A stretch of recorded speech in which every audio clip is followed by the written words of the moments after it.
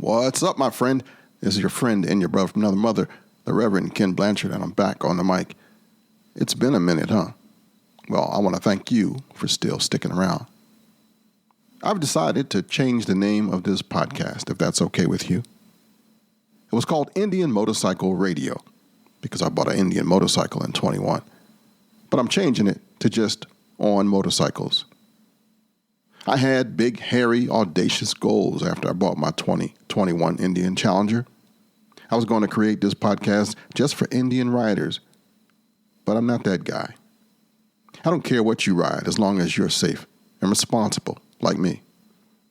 Polaris and local dealers have not invested a dime into this show, but some of the listeners have. In fact, some of you mugs are right down encouraging, bless your two-wheel riding souls. So why would I need encouraging? Well, who doesn't, truthfully? But the year I bought my bike, my wife was in and out of hospitals, nursing facilities, recovering from a brain tumor removal. And wind therapy and your kind words, financial support, kept me from signing off for good. The wife is home now, unable to walk or get out of bed, but is talking, finally, and eating regular food without that tube thing coming out of her stomach. Her hands are contracted, but she can use enough fingers to turn a remote and play solitaire on her new phone. We've gone through hell, my daughter and I, between just mental crap and the healthcare system that we got, the lack of competent aides. We're holding it down, though. And this week, she just asked me about my bike. Proof that she's almost back to her old self. She couldn't believe I sold my Harley. I was going to save it for my son, but he has no interest in riding, so I sold it. Now I want a new truck, but the prices are ridiculous if you haven't checked.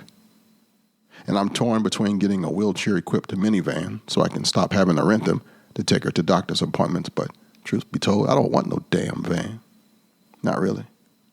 And now, having turned 61 a few weeks ago, I got my own health scares. But details to come on that one.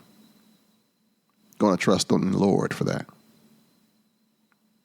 This week, after I just told you that little bit, I want to talk about riding in the rain. If that's all right with you.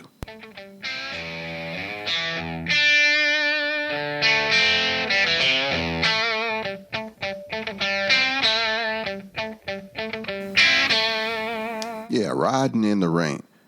I pulled the bike out just the other day, and finally we had a sunny day here in the nation's capital.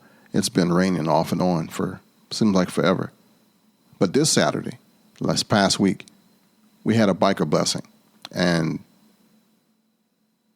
we tried. It's kind of late in the year. Next year is going to be in May, or April. Yeah, April of next 2024. So July 8th, we had this biker blessing, and did it rain? Yeah, it rained. It came down like cats and dogs, and I was out there.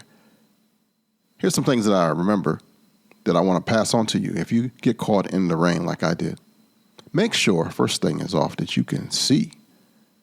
Full face helmet was priceless. So glad I had one. Having a clear shield would have been better, but I got a tinted one.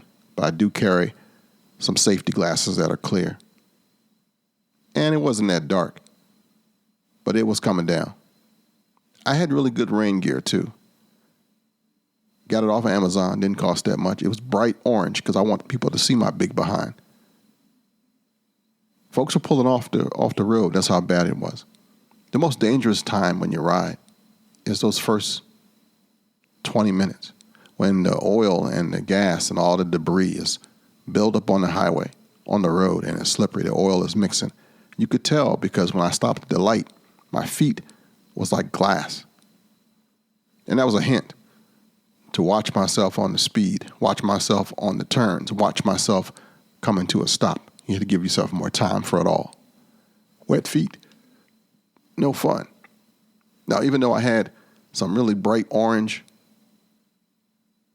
rain gear, I still had my cool Gore-Tex looking tennis shoes.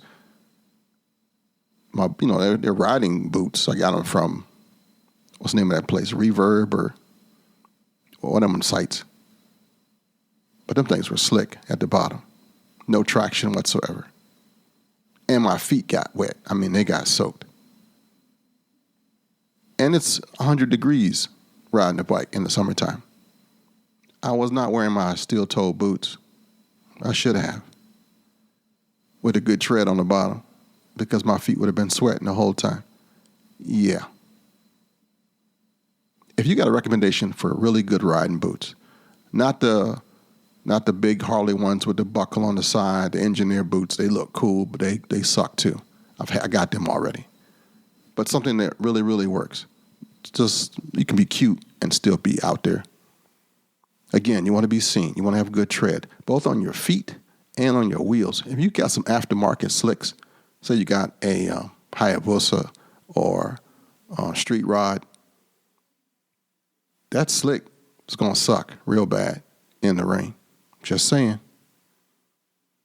So if you know it's going to rain and you got the cool looking bike, you might want to stick it at home. But if you got everything stock, you might be better off for long trips, for inclement weather, all that.